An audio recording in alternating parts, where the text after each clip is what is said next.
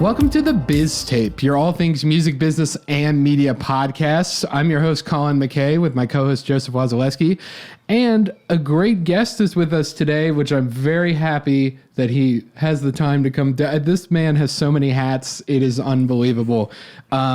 His name is Chris Goldsmith. He is a 7-time Grammy Award-winning producer / executive producer, as well as being an agent, promoter, tour producer, and almost anything you can think of. Chris has worked more than 14 years at the historic Belly Up in Solana Beach, California, and currently is the president of Belly Up Entertainment, presiding all parts of the venue and the new record label Belly Up Records. Chris, how are you? Oh, I'm doing great, although I'm exhausted just hearing all of that. Yeah, I'm sure it is. That's quite the intro. I better get back to work. Do you put that at the end of your emails? You just kind of throw that in there? Yeah. It's a long email. Sincerely, 7-time Grammy Award-winning producer / executive, got to stay humble out there. Well, we appreciate you being here. I was very excited when we were able to get connected with each other, and it's just been great talking to you about, the industry and what's going on. So I thought for our audience, we would talk about you first, and then we're going to go into our topics. I'm sure somebody's holding the pitchfork out there about why are you not talking about Spotify yet, but we'll get there. So Chris, like I was saying, you've literally done almost everything I can think of in terms of at a professional level as well. I should add that too, when it comes to music entertainment and everything like that. But let's start at the beginning. How did you get started in music industry and all that kind of jazz? Well, I was surrounded by music as a kid. My parents owned a folk music nightclub here in the San Diego County called the Old Time Cafe. And so I grew up around a lot of live performance, intimate live performance music, and I became really interested in just the live component at an early age. And there were, artists like Odetta and, George Winston and, John Hammond, and a lot of different acoustic musicians would play there. And they were all very compelling. And then I played in bands in high school and in college, and even did a little bit of touring, mostly like regional road, like weekend runouts and stuff. So I played some in a band that was called Borracho y Loco, which means drunk and crazy. Nice. And we invented a term, well, at least we think we invented it, called trop rock. And so we were sort of a hybrid of middle-class white guys playing a lot of different tropical music, Harry Belafonte stuff. And getting into soca, and a lot of different Caribbean dance music. And we were really into African music too. So we did a lot of Afrobeat and that kind of thing. And we got to be pretty popular around here, and we got to play the Belly Up as a headliner many times. And that kind of started me into dealing with the music business, booking the band myself, and getting into dealing with the Belly Up booking office. And this was in the 80s, late 80s. To the point where I ended up just setting up a desk at the Belly Up booking office and booking the band Did you just walk the Belly in? Up, but also. Did you just walk in one day and you were just like, I work here now? Yeah. I would come by, I lived nearby, and I would come by a lot just to talk to them about when we would be playing there next, and then I would hang out for a few hours, and then I would talk to them about whatever. And then the next thing I'm like, hey, do you mind if I make a couple calls? I got to book this Phoenix show or whatever. And then, and they had a booking agency here at the same time at the Belly Up. We had we booked the club, but they had a booking agency that represented a lot of the bands that played at the Belly Up. We'd book them around, the country actually. And it grew to the point where I started making these calls and booking my band, and then we started booking other bands, and then grew to the point where we had like 9 employees and we were booking 30 acts around the country. Wow. And we were trying to make a go as an agency. So that's how I became an agent. And then I was an agent for the next 15 years. Eventually that venture kind of spun out. The Belly Up kept going, but the booking agency kind of ran out of gas, and I ended up at a place called the Rosebud Agency, where I represented Ben Harper and John Lee Hooker and J.J. Cale, Robert Cray, and a lot of roots music. My whole life's kind of been around rootsy kind of music. So that's how I got into being an agent. Right. I mean, literally all the blues greats almost, it seems like, they were still, obviously going around and everything, but that's, a lot of it. I mean, it's just, for some people, one would be amazing, but Chris, you got like multiple under your belt. So, I mean, very impressive. So I was going to ask you, for fans that maybe not know, I mean, if you first listening to the show, I'm a pretty big music history nerd. And I was wondering if, you could elaborate about kind of some of the history of the Belly Up specifically, because I know it's a very important venue. I mean, I remember, when I learned about it back in the day, it was the Belly Up Tavern was kind of the name for it. But I mean, now that you're, running the reins, your desk has increased in size. That I was wondering if you could illuminate our audience about some of the significance of that venue. Sure. Belly Up, enormously important in San Diego music history, and also a really, important stopover for artists touring since 1974 when it opened. And it was probably not till the early 80s that it really became a constant touring spot. But in the 80s in particular, it had this incredible golden era, and I was just turning 21 and seeing, I saw Curtis Mayfield play the Belly Up. Wow. I saw, twice. Etta James used to play here and touring the West Coast as an agent, I can tell you it's a tough route compared to like the East Coast, where you just pick a direction and there's a city within 50 miles, in the West Coast, it's like, if you aren't, there's San Diego, LA, and San Francisco, and those are the only three cities in like 1,000 miles, so having a place to play in San Diego was really important. And so a lot of these artists really appreciated having a quality stop, to play, to go with Los Angeles and San Francisco. Neville Brothers played there. It was really like, and blues greats, Albert Collins, Johnny Clyde Copeland. I mean, just saw so many great shows there. And they really, again, just infused me with this, passion for live performances in small venues, and so that's kind of what I've built my whole life around, whether it's recording or managing an artist or, being involved in the booking. I'm always trying to create an intimate experience as much as possible.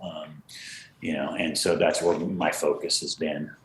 Yeah. And yeah. Do you think that creating that like more intimate environment specifically comes from your blues background? Just more of like a... Well, I do. Yeah, I think that, pop music relies on different tools to engage the audience than like roots music. Roots music does it with kind of, emotional honesty and, and intimacy, and I feel like pop music a lot of times creates a distance and it relies on, production value, which isn't something that's easy to replicate live. And so, a lot of great live artists don't make great records. And, there are a lot of artists that came through the Belly Up who, just blew my mind, but didn't make records that necessarily I thought were amazing, Yeah. So and the same is true with pop artists that, great records that maybe, the live is relying on tracks or, it just has a different, it's there's not as much, to me, personal connection. Right. Yeah, that makes the sense. I mean, exactly with blues, it's about the energy and stuff like that. I mean, at the end of the day, and that's so hard to transmit, playing it over and over and over and over again, you kind of lose some of the spontaneity, I guess. But I mean, I'm first very jealous again of all the artists that you've listened to. But obviously, a question I kind of have to ask, I'm just curious personally for yourself is, since you've been running this venue and been specifically in the venue even before you were running it and everything, what has COVID been like for your establishment and kind of your, challenges you've had to overcome? And especially, we don't have to get into like I don't have to go like, so what was the original wave like? What was the Delta wave like? But I'm just curious because I love to illuminate this to some of our listeners, some of the struggles that some of these venues have had to deal with when it comes to dealing with COVID-19. Well, thanks for asking. I mean, it was Armageddon.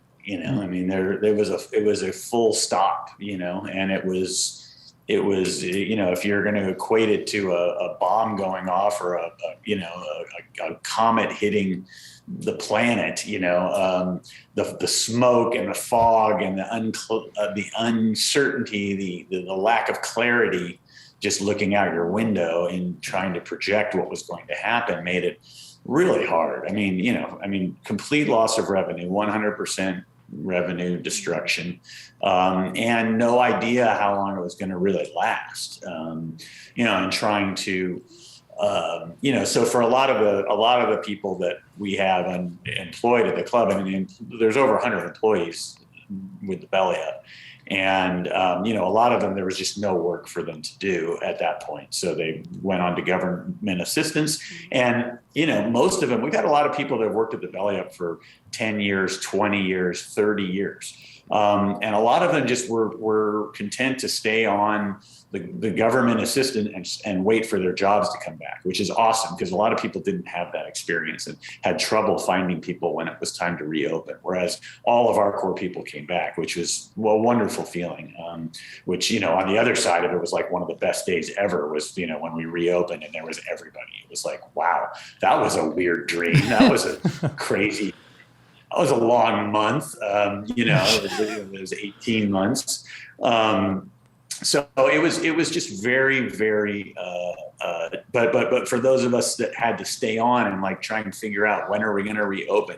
How are we going to generate any kind of revenue to just stay afloat? Are we going to get government assistance? How are we going to fill out all of this incredible amount of ever-changing paperwork? I never worked harder in my life, right. than I did the 18 months that we were closed. So I was almost jealous of some of the people who were able to just kind of like check out and like wait for things to come back. I was like trying to keep it so that there was something to come back to. And there was a small core of us that were doing that and all did it for literally no guarantee of any money ever coming our way as a result of all of this work, working harder than I've ever worked before in my life for a fraction of the money, and just hoping that it would all come back around. And it did, I mean, Belly Up had a great run for ever since that golden era that I was talking about through the last, when I came back to Belly Up, because I was gone for many years. I've been back for almost 15 years. And, we've had the Red Hot Chili Peppers play here. We had the Rolling Stones play a private party here. We had the Killers do a midnight show here. We've had so many great performances, and, it was such a great run that, I guess it was our turn right. to have some struggle. And I almost took it I was at the point where I still loved my job, in January of 2020, but I will say that in retrospect, I was taking it for granted compared to how much I appreciate it now and how special it is to be in the live music business and to be able to be associated with a storied venue like this. And tonight we have the North Mississippi All-Stars playing. Oh, wow. They're an amazing band. Again, another band that's never like had a hit record or whatever, but there's going to be 400 people on a Tuesday night coming out to see an amazing live show. And I'm going to be one of them. Well, that's awesome. Yeah, that's amazing. And I think that also goes to show what a great establishment you've made to have so many people want to come back and believe in the venue. I mean, at the end of the day, I joke in my live service kind of job, it's kind of a little bit like a nice little really tight-knit community. It's almost like a church of music almost, where you're all there and you're all there to have a good time, and it's looking at something greater than what you are actually doing every day. You're creating something greater, and you're, in the Belly Up specifically, are creating great moments. But I'm also interested in your newest venture you got going here. You're doing Belly Up Records, and what you got looking on the horizon, basically, either in the venue and also this, record label and everything. And just curious about what's ahead. Yeah, well, the Belly Up, we're reopened, we're running strong. It's still bumpy. There's still cancellations. There's still hesitation for some audiences and whatnot, but it's so much better than being closed. And there's a lot of promise out there. And we've expanded, out of our office, we book the Del Mar Racetrack has a concert series. And there's another venue downtown called the Music Box, which is of similar capacity to ours. And so now we book both of those, both our venue and that one on a regular basis. And, so we're booking the rock and roll marathons around the country now. So there's 30 rock and roll marathons that have finish line concerts, and we book those. So we're doing a lot. And in that process, we have, started a record label, and it started out as a live music label where we've basically been making archival recordings of performances here and, talking to the artists about whether they want to put it up for people to listen to. And, when we started it, it was a download label because there wasn't really streaming. So it started 7-8 years ago. Streaming was a fraction of what it was now. Downloads were the majority, and that's all flipped. So now most of that is streaming. We have about 100 albums, 100 recordings up as a part of Belly Up Live, which is an imprint of Belly Up Records. But during the pandemic, we did also have the opportunity to just work on a studio album. And that was, the first time where I've been able as a producer to come into a Belly Up related project, because my album production has always been something that I've done on my own. I was doing it before I came back to Belly Up, and I've continued to do it by myself. But here I was merging a band that we love from Belly Up, the Sully Band, which is a local band with incredible musicians that have incredible pedigree, including a lot of national touring. But it's a soul, R&B influenced review. And the Sully really wanted to make a record. He's been wanting to make a record with me for a long time. All of a sudden, we all have this time to do something. So we went in, and it kind of came about at a weird time because it was like, okay, now it's time to make a record. Usually, you kind of plan on that for like a year, right, or something. And so it was like from a cold start, like, what are we going to do? We got time. Let's make a record. So that was an interesting challenge.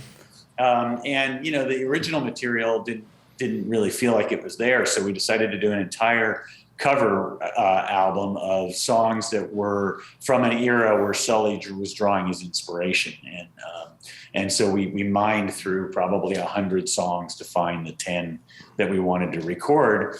And we recorded them in like an old school way. We went up to the old A&M Records studio in Hollywood, which is now Henson's studio, but it's still the same studio exactly, and has all the old gear and, legendary records made there over the years. And We Are the World was recorded there and whatever. But it has a lot of, there's nothing bigger than that. Right.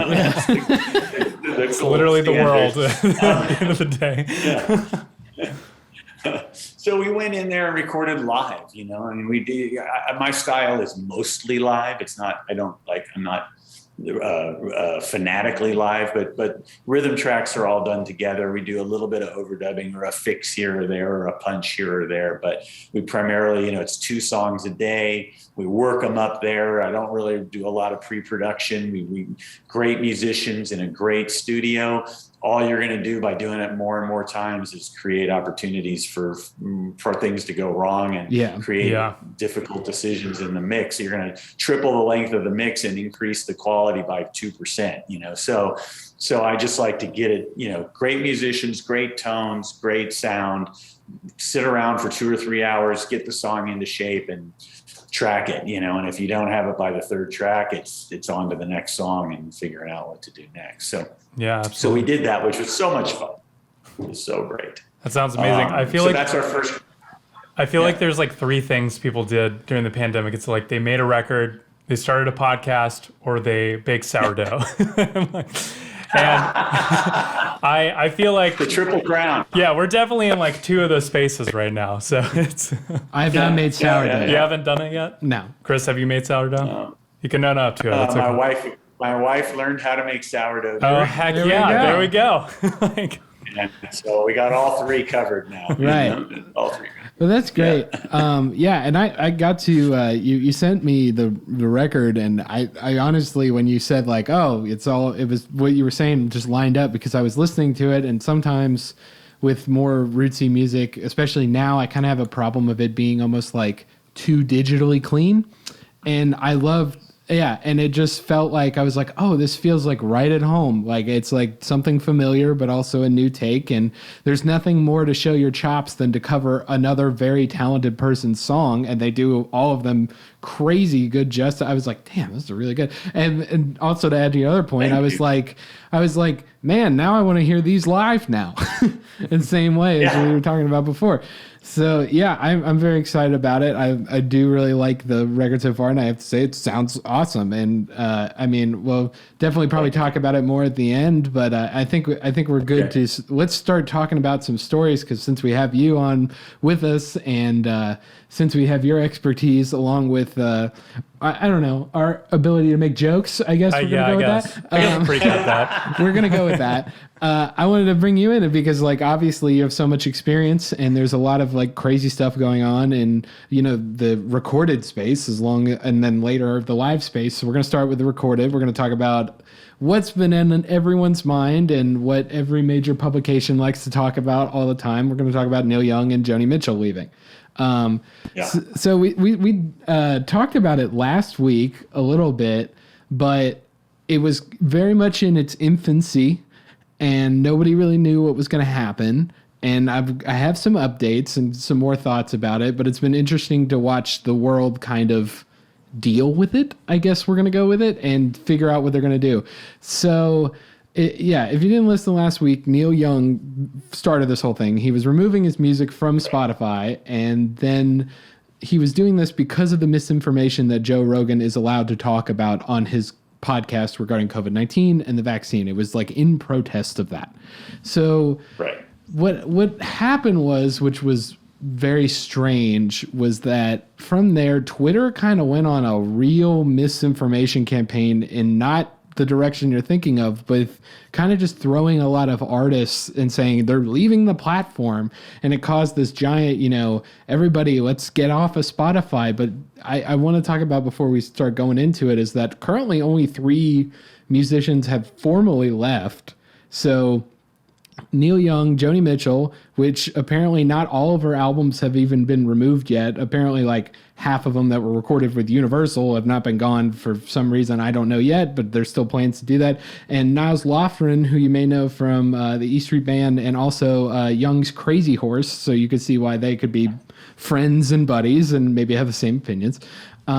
With that in mind, like, action is kind of what I want to talk about here. So I just kind of want to put the disclaimer at the front, is that there's been a lot of people, you know, who've said, hey, I'm going to leave. We've seen today, specifically as we're recording, Graham Nash and India Ari have announced that they're going to leave recorded music from Spotify, but they haven't done it yet. But there was I want to put in some people's heads, there was so many rumored, and double check your sources if you're afraid, if like your favorite artist is leaving Spotify, because I saw allegations that the Foo Fighters were leaving, that Willie Nelson was leaving, that Barry Manilow was even leaving, which I even fell for a second. Not Barry. Right. Which I got not Barry, dude. And it's so funny that you mentioned that, because literally I was talking to a guy at work and I went, this guy is 1 year older than me, by the way, and I'm 24, so he's 25. And I literally said, man, you're not going to like this. They're taking Coca Cabana off of Spotify. And he was devastated. He literally was like, no, I'm going to switch to Apple Music. And I was like, for Coca Cabana? You're going to switch to Spotify? All right, whatever. But like, yeah, so the point of that whole disclaimer is there's only been 3 artists that have left fully from the platform. No matter what Twitter thinks is going on, there's only been 3 people who have actually done the action yet. And basically, after all of these three people left, Spotify has been in an eternal cycle of being on fire, and all these other streaming platforms are like, hey, we're here to pick up the ashes.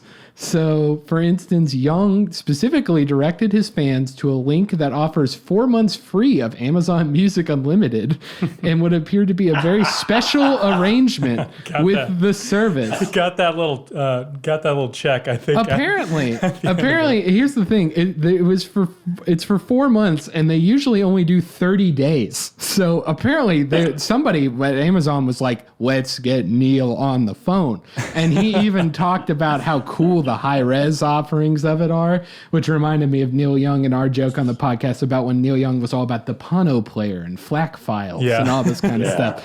But I appreciated his effort there, but it didn't work. It's and that we'll get into that for a second too. And then Apple Music also is just trying to reap benefits, basically being like, we're cool, we got Neil, we got Joni, and even talking about with Twitter, cancel Spotify and all this kind of stuff. But so far has not really been enough. The stock took a hit, but it's already on the way back due to a positive analyst review and also just the Spotify coming back over time. And basically, Spotify kind of did one of my predictions, which is that they just put out a very free speech affirming statement saying like, hey, we're an audio platform, all that kind of stuff. They did say they're going to do audio warnings for COVID-19 information on podcasts, which I was like, okay, it's a little bit better than what YouTube does, because YouTube puts the really tiny disclaimer in the most bottom part of the video that you're not going to see. At least you get interrupted, I guess. But that's pretty much it. And even Joe Rogan even said some things about like, and I don't really want to get into that, but he basically apologized for causing Spotify the trouble and promises to try to book guests who have opposite opinions from the controversial guests. Right. That's like every guest he has on. Right. Yeah, exactly. So it's just like, okay, opposite. So you're going to have a not doctor and a doctor. Anyway, so it's so... It's so weird. And I feel like he got like a call from the Spotify guy who was like, hey man, like you gotta help us out. Right. You gotta make this state. I mean, we gave you $100 million. Just throw us a bone. But I thought for this show, it'd be interesting to note before we kind of get into general discussion about it, is that Billboard did a pretty interesting calculation of how much money they're specifically Young and Mitchell are going to lose from this. Because I think a lot of people were like, oh, what are they going to lose? And I was curious myself. So according to Billboard, Young will lose $750K a year. So that's $750,000 a year. And Mitchell will lose about $272,000 a year. And that's according to their own calculations that they've done. So it's not, direct, but I trust Billboard's calculations here. And that's also their recorded revenue and their publishing revenue combined. So both sides of that are calculated.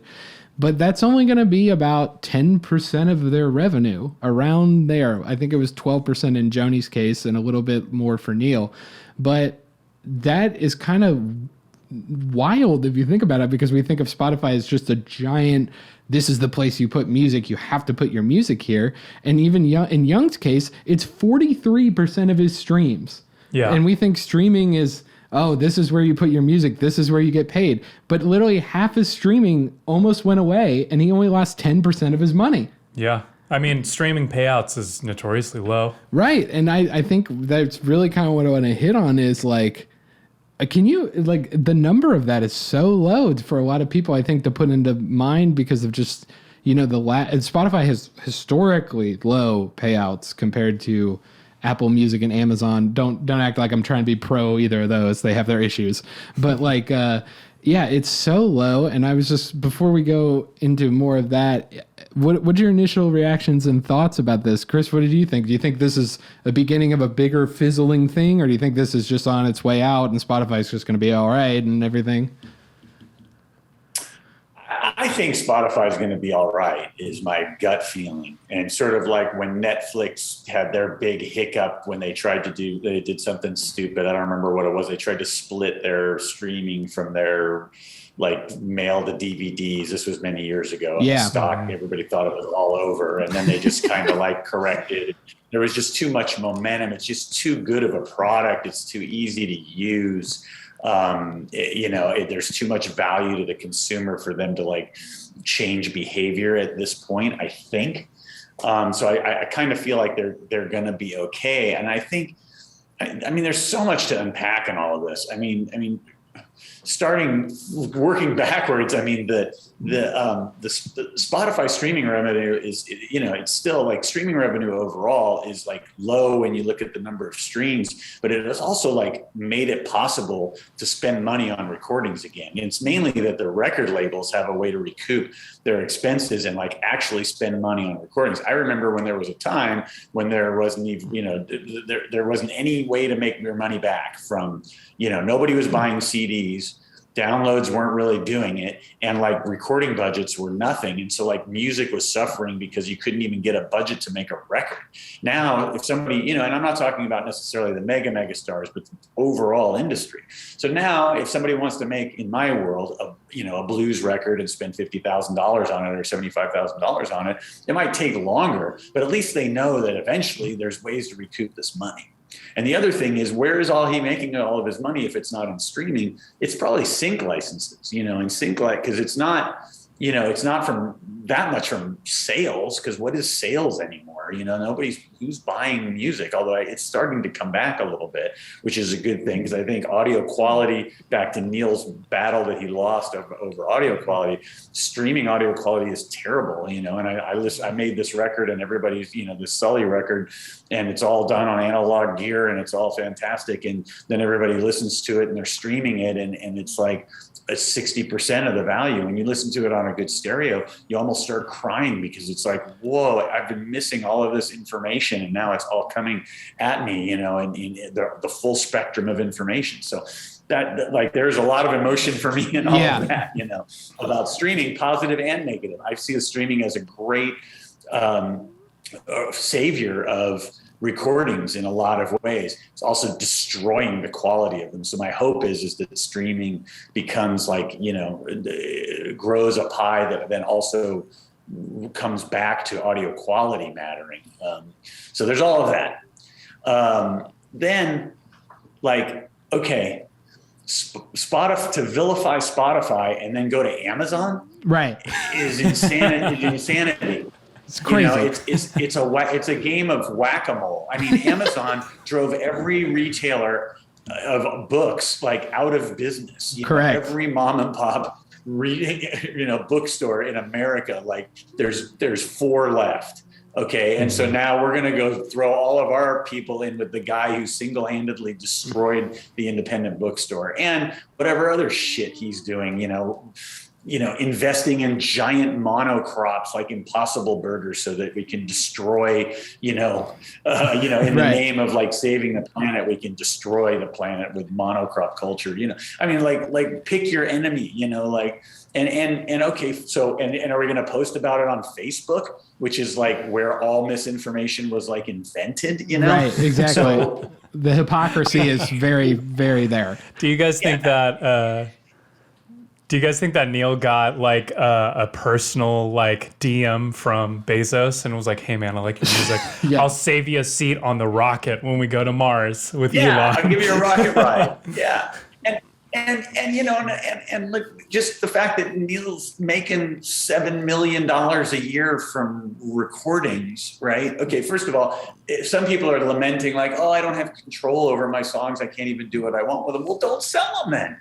Right. And so these people are selling their catalogs for this enormous amount of money, giving all of the power to somebody else to make everything about music be completely financial. Mm-hmm. And so then, what started out as a revolutionary form of music is now just a commodity, and your moral authority over it is kind of gone when you've sold it. Now, in Neil's case, he hasn't sold it or all of it, so he has some ability to maintain a high ground there, but he's also like part of the 1%.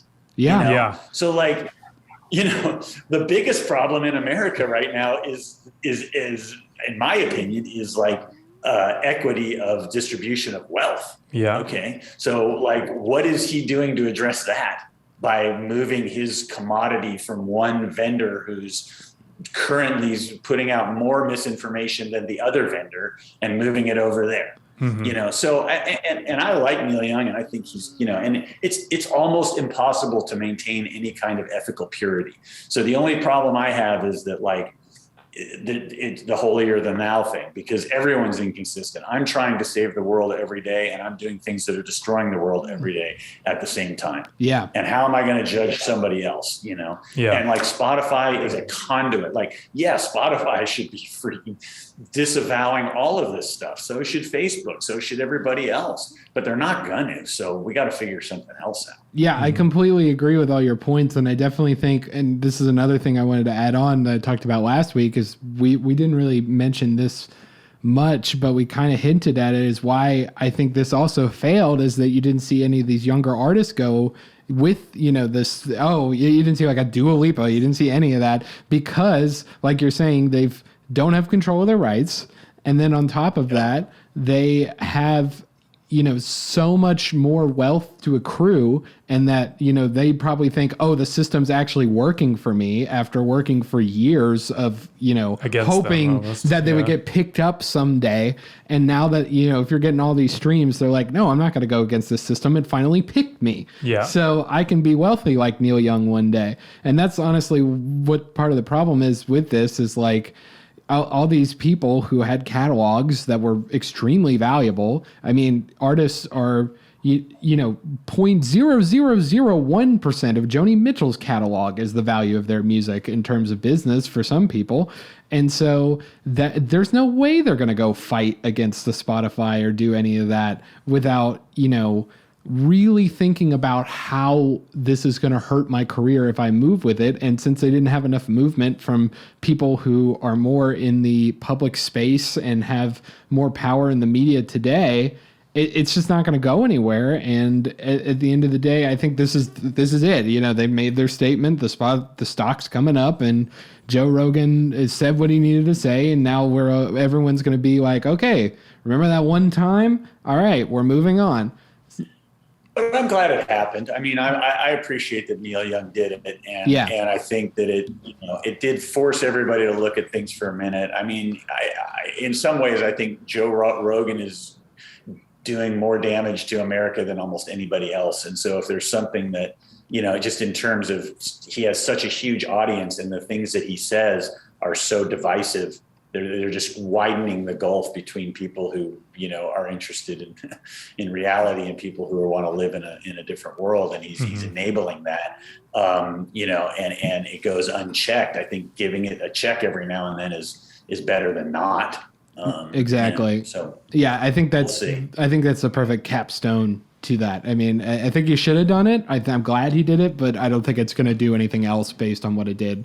It was a nice little reassessment, but nothing more than that. So let's go to our next story, Joe. I know you got some updates also for, this is apparently the update show. I didn't realize. Yeah. I noticed that as well. But Astroworld has a bunch of lawsuits, as we have seen from the tragedy, but they are all being combined to one single lawsuit. No way. Yep. One? Oh. Yep, one single lawsuit. So this week it was announced that the new Astroworld case will absorb 387 separate lawsuits representing a total of 2,800 alleged victims.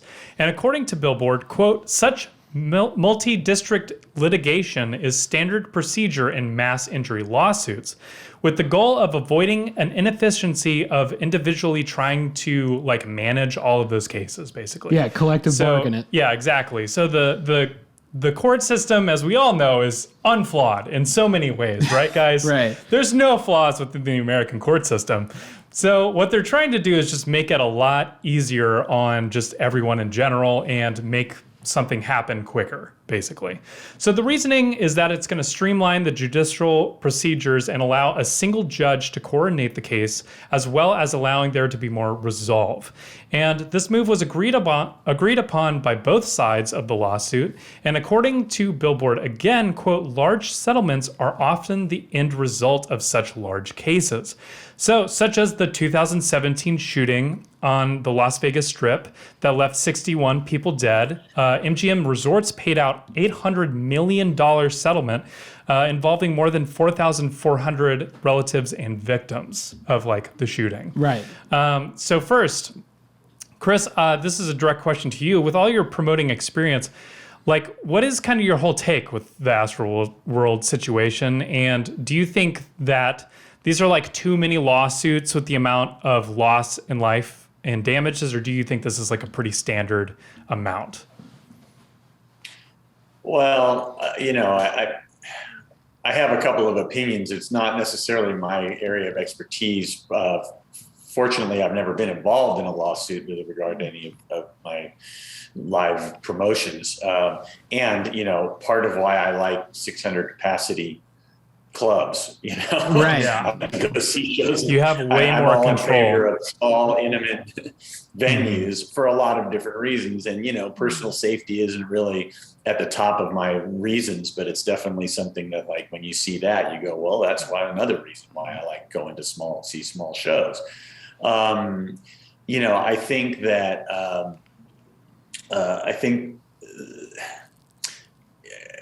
you get promoters that do not have enough experience. You can run into serious problems.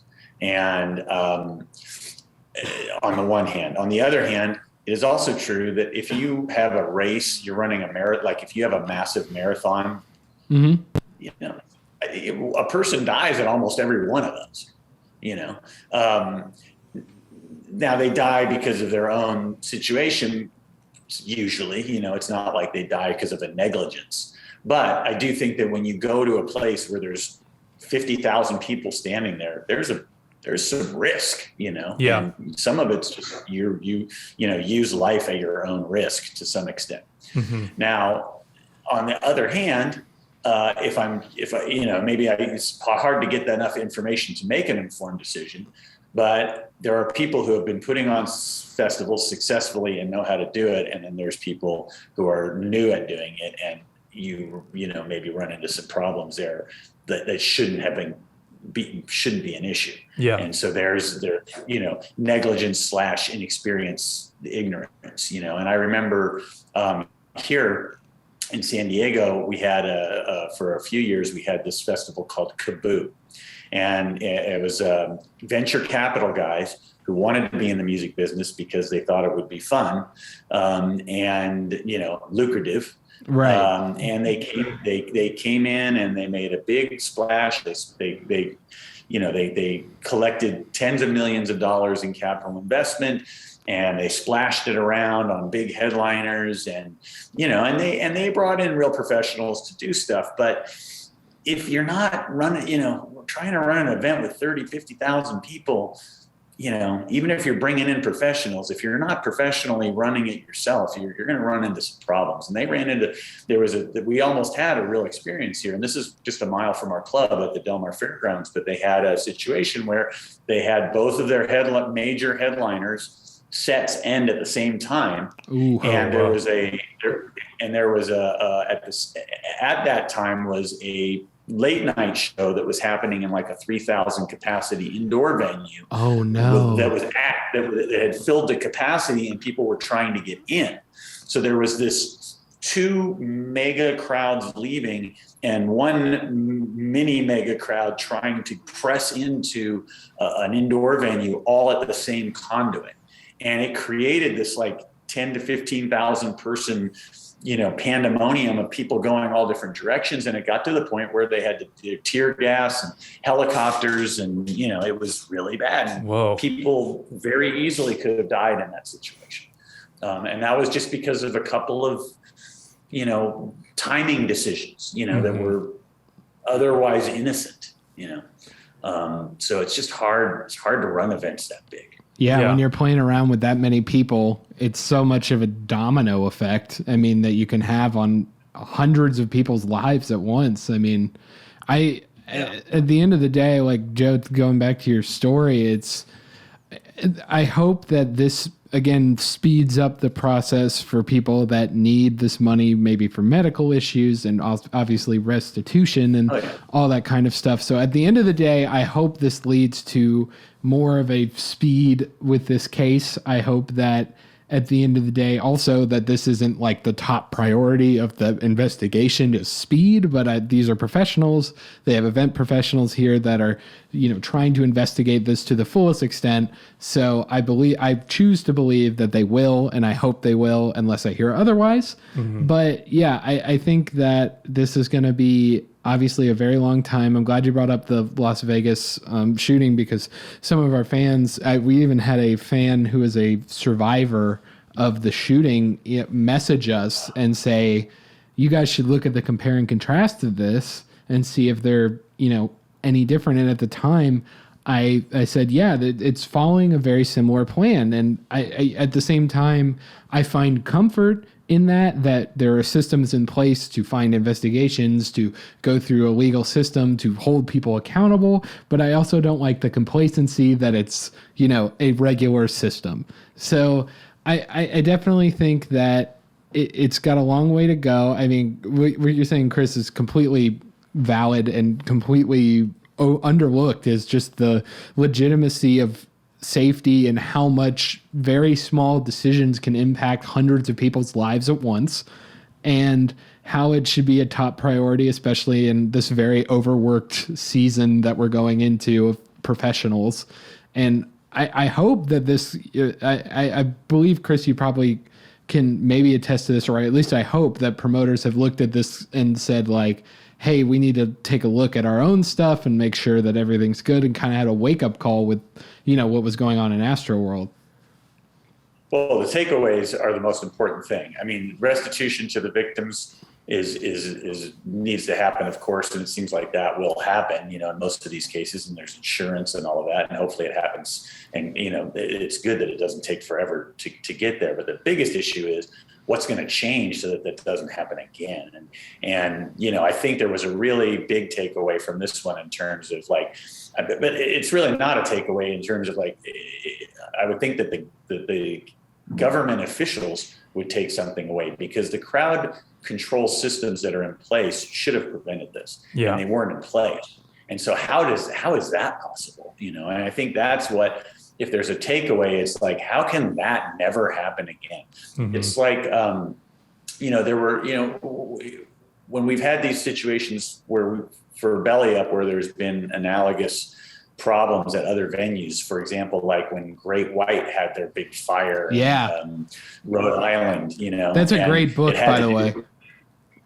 Oh yeah, I haven't read it. There's a great, I was recommended this in college. I'll have to figure it out and link it in there, but it's a story about that entire situation with Great White in that venue. And it lays out exactly why and what caught on fire and why it was so bad and everything. I really recommend it to. All right. There's also a little great documentary on YouTube if you ever want to find out more about it, but it's like the greatest microcosm to show how bad a small situation could become super bad really fast.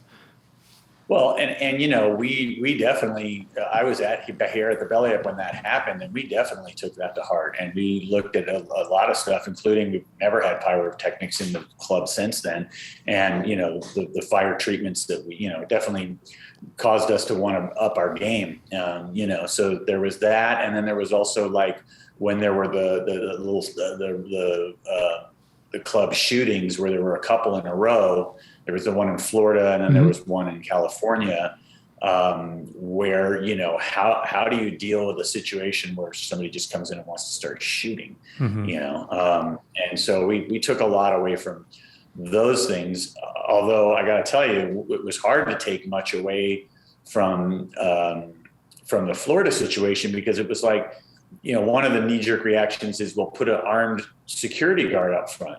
It was like, well, there was an armed security guard out front. Yeah. At some point, if a guy wants to do it, he wants to do it. I mean, the problem, in my opinion, are just the accessibility of guns. But, and we can't stop that. But you still, you look at your systems and you say, well, how are we prepared to handle that same situation? What can we control there at our venue as opposed to what's outside? We can control what's inside the best we can versus what's outside.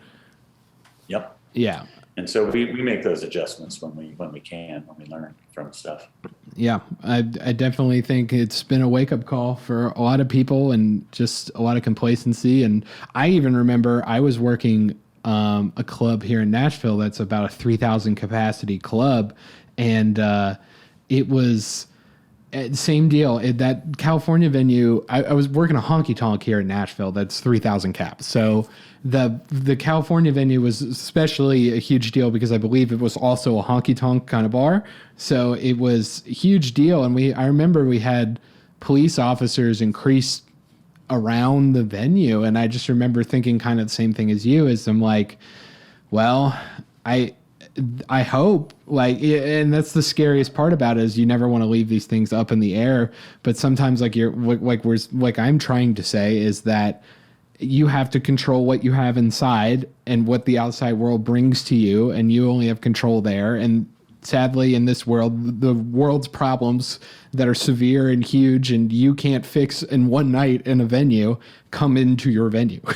So, I'm glad you brought that up, because I definitely think that is a huge issue. But Joe, do you have anything else before we move on to the... Yeah. So Chris, I feel like our listeners are, they're very interested in the music industry, but they don't exactly know what entails like being a promoter and the day-to-day behind that. And I was just wondering if you could kind of tell us like what decisions you make with your club specifically, and kind of like what your day-to-day has been like, especially since COVID and with Omicron, especially kind of threatening some like smaller shutdown stuff. But if you could just explain some of that. Well, sure. I mean, in a nutshell, our day is, talking to agents for the most part. So we're a 600 seat club, so we're too big for a local band to come in and headline, or for very many of them to come in and headline. So we tend to rely, probably 20 out of our 30 shows in a month are going to be touring national acts. And, we probably have, 50 to 100 agents who represent the artists, who are emailing us and calling us with availability of their artists touring through on specific days. We're looking at our calendars. We're seeing what days we might be able to book the acts. We're making sure the acts we think they'll do the business. We have a lot of market research. So we have two marketing people here in the office. We have a ticketing person. We have two talent buyers, we call them. So two people who are talking to agents and constantly about making offers for bands to play. So if that's, there's the whole operations side of the club, production, security, food and beverage, all that operates separately. It's different management structure, even although we're right next to each other and talk all the time. Mm-hmm. The booking office is really kind of its own unit. And that's we're processing contracts, reading contracts, signing them, going back and forth over rider requirements, dealing with marketing plans. We're looking at ticket sales. Every day we get a ticket sale report for the 100 shows that we have on sale at any given day, and we're looking over them for problems, places that we need to put extra emphasis in marketing. It's a lot of different stuff. None of it has much to do with music. Sometimes you have to remind yourself that there is also music involved, and in a lot of ways, one of my mentors in the business would always say, it's kind of like we're buying and selling products, except that the products also have emotions, and there's like a whole third dimension to negotiations, and like why does this ticket price have to be $15 when we could be $25? Well, yeah. Because an artist has a feeling about the ticket price, and that's okay. Well, we have to, so you have these different factors, what's important, where to pick your battles, where not. So the artistic temperament is definitely something that makes music business different than other businesses. But it's really important to go out and see music and remind yourself about why you're in this music business in the first place. Because, sometimes I'll figure out, oh my God, it's been 2 or 3 weeks since I've seen a show. Mm-hmm. It's like, no, you got to go out and see music. Right. And then it all starts to make sense again. Well, Chris, you seem like the type of guy who's won a lot of those battles. And we really do appreciate you coming on the show and doing all this stuff with us. What is kind of something that you'd like to, is there anything you want to kind of plug or something as we're kind of winding down here? Well, I think that, the most important thing on a national level that we've got happening here is, we're going to release this album by the Sully Band that Colin likes. I do love it. I also appreciate it. Sponsored by Colin. I was going to add that you did send me the actual files of it, and it wasn't streamed, and it sounded great. And I was like, and I was like, and that I literally was sitting there, and I was just like, this is definitely a CD buy, if anything, because it's made and sounds great. It's worth the CD buy, I think, and thank you for that. And that comes out March 11th, and it's going to be available, everywhere. Every terrible titan of music, disinformation distributor is going to have it. You can get on Spotify. Weezer's streaming service now. I saw that Rivers Cuomo coded it himself, and it plays Weezer's sometimes demos. It crashes. Yeah. And by sometimes I mean all the time. Yeah. But it's called Weezify. I'll have to see his information. I'll have to check his accuracy of his information. His splits, get the split sheet and everything. Yeah, I'm going to. Absolutely. But it'll be available. So, I hope everybody will give that a listen and look for other things. We're getting into live streaming. So that's another area which we will have some announcements over the next few months where we will, hopefully become a little bit more of a national brand. I feel like a Belly Up has a unique a vibe to it that's different from other venues.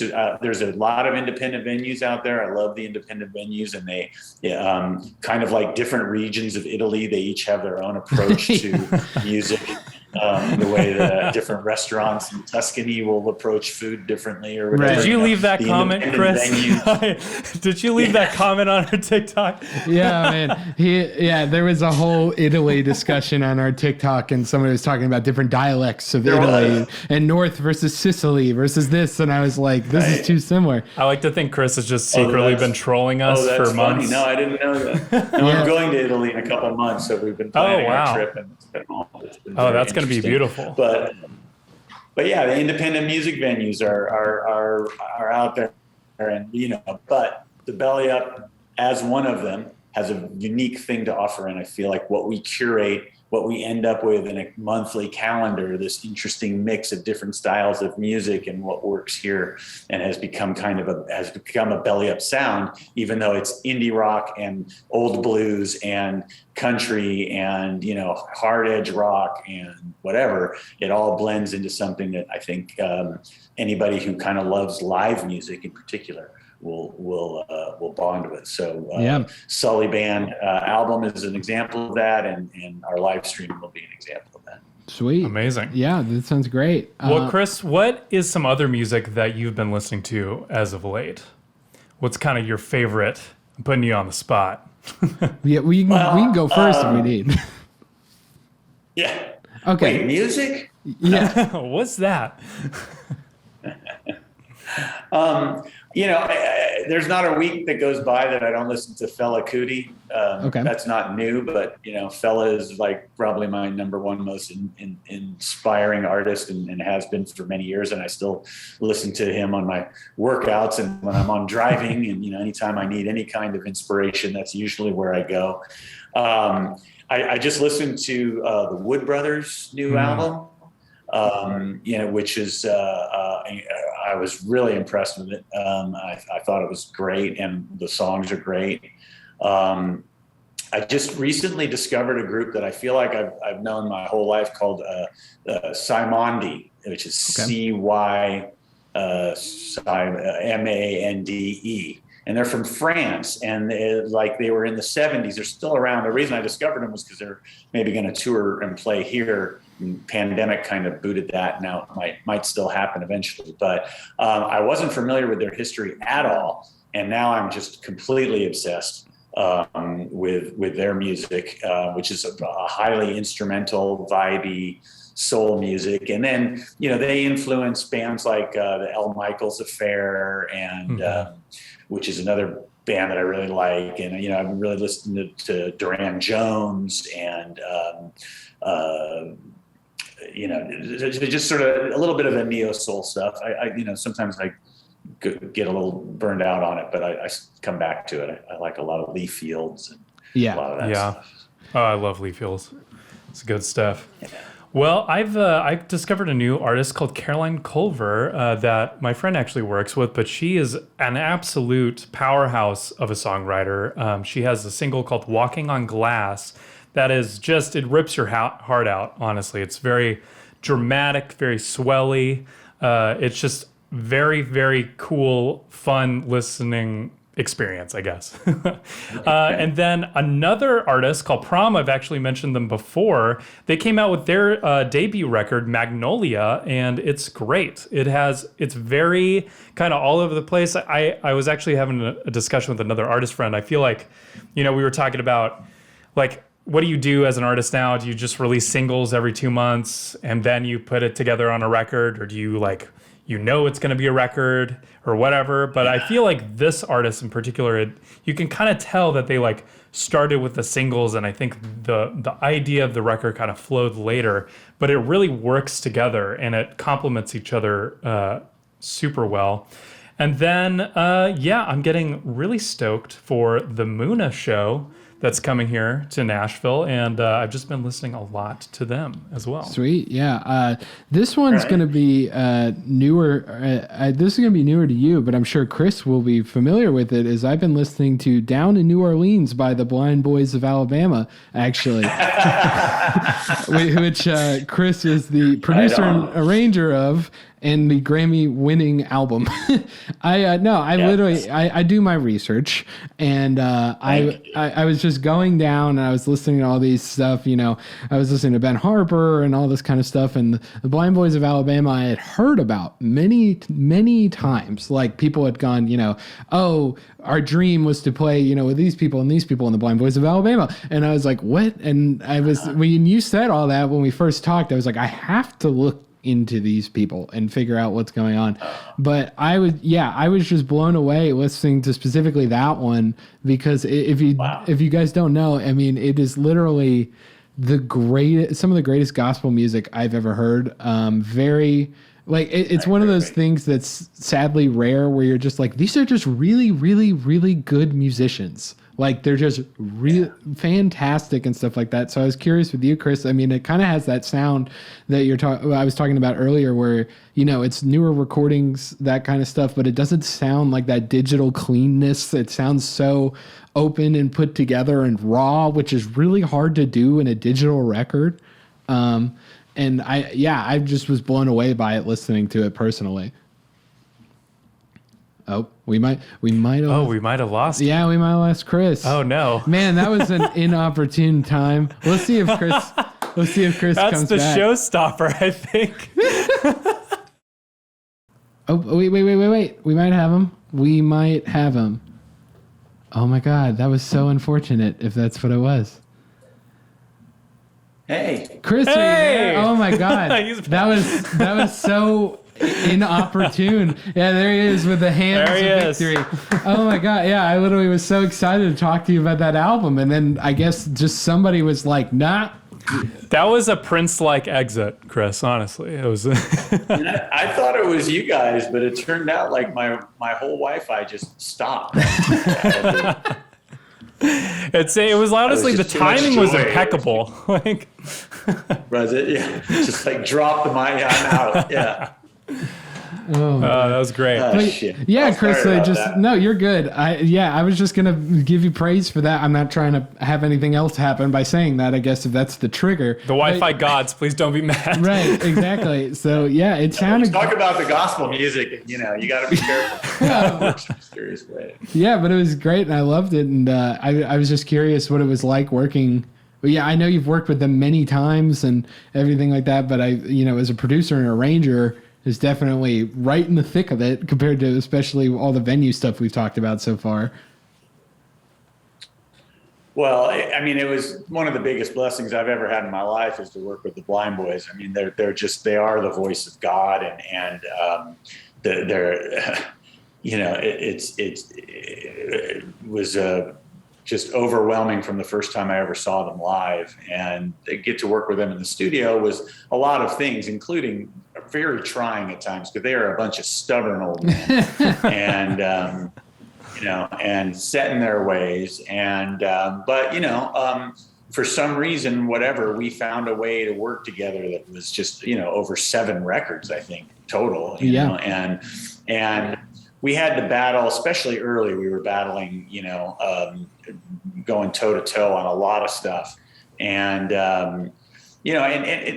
trying to help them find a space between secular and religious and what they've known in terms of musical style and where they could go without giving up who they were, and without sacrificing their morals or their beliefs, but into new places, So I felt like somehow I intuitively had a path for them.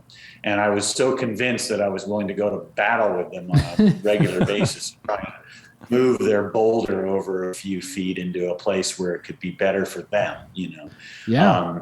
and for whatever reason, they finally started listening to me and also helping me, I learned from them and even in their resistance, how to make things even better than what I thought.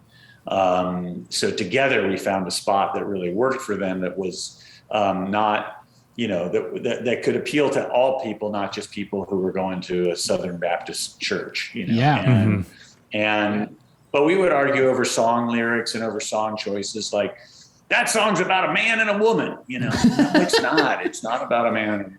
It's about, love in a bigger sense, Oh my God. And, so we would have those like real, like they were important conversations. It wasn't just like, oh, I like this or I don't like it. It's like, no, God would not want me to sing this. And I'm having to say to them, no, actually, God would be okay with you singing this. And here's why.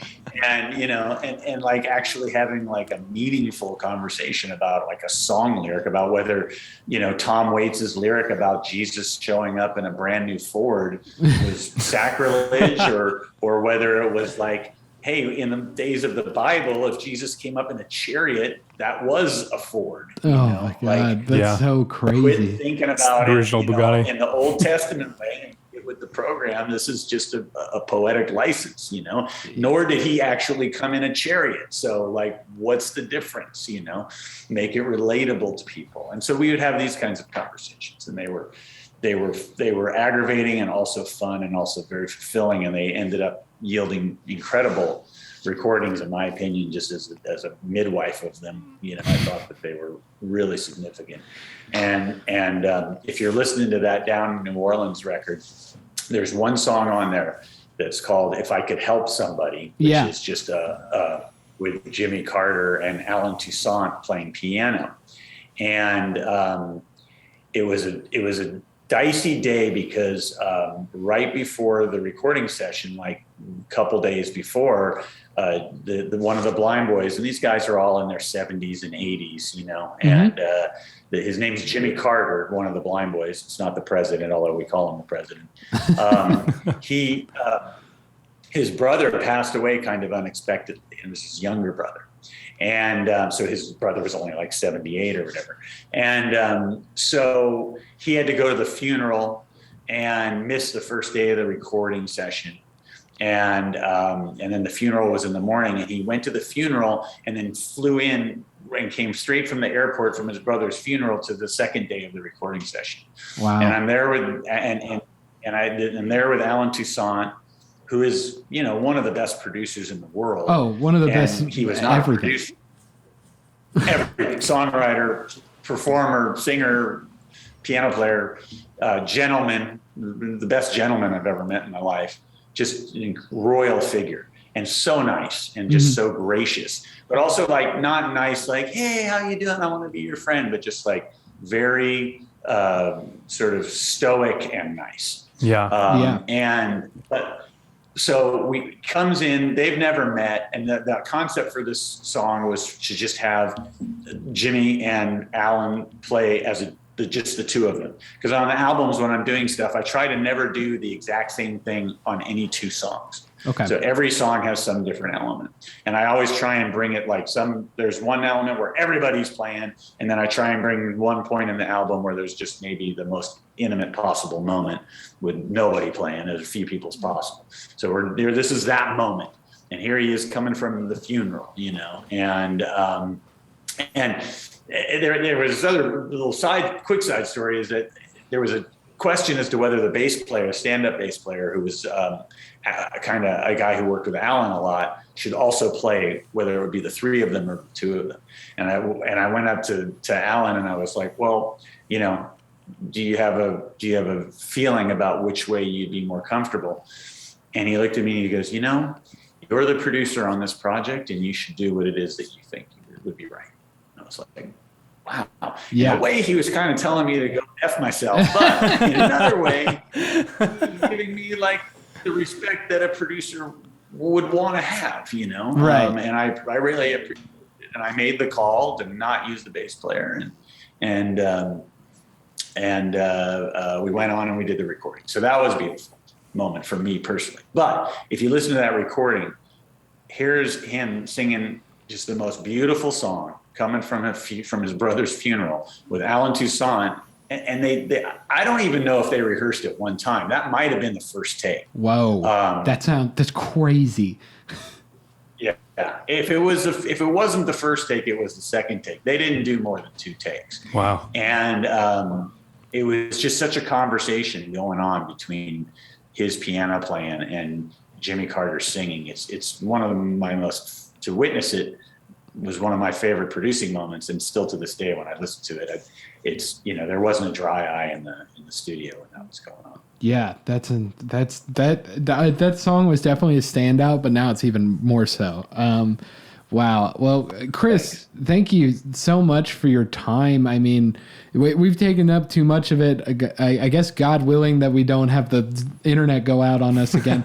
But thank you so much for everything. Chris Goldsmith from the Belly Up Records, and we got Sully Band in March, correct? Yep, March 11th. Thank you. Thank you guys for having me. It's been great talking with you. I love talking music. I'll do it anytime. Heck awesome, yeah. Chris. I can't wait to come down to Solana Beach and ask your security guard if I can come in because I know Chris. He'll let you in, probably. Oh, nice. Don't spread that around. Thanks, Chris. We appreciate you. All right. Take care. Bye-bye.